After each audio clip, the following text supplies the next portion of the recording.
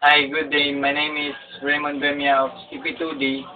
My report is all about principles of communication. When we say principles, it is fundamental norms, rules, or values that represent what is desirable and positive for a person, group, organization, or community, and help it in determining the rightfulness or wrongfulness of its actions.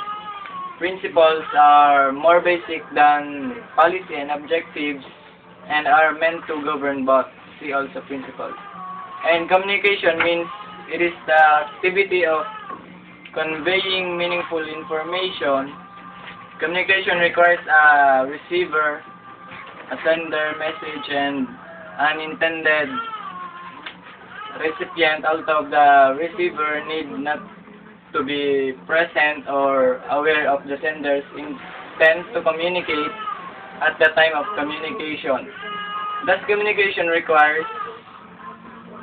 that the communicating party shares an area of communicative commonality. The communication process is complete once the receiver has understood the message of the sender. And they also have called feedback. Feedback, it is one of the most crucial parts of good communication. Like any activity, there are specific skills that can enhance feedback.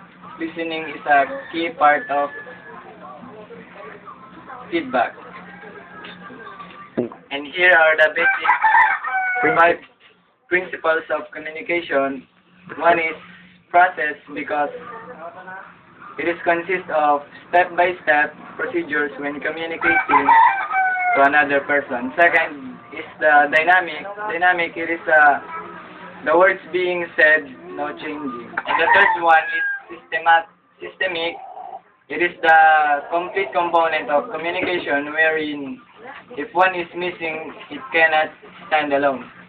And next is interactional and transactional. It is the way we interact and transact the different informations that comes from the sender to a receiver.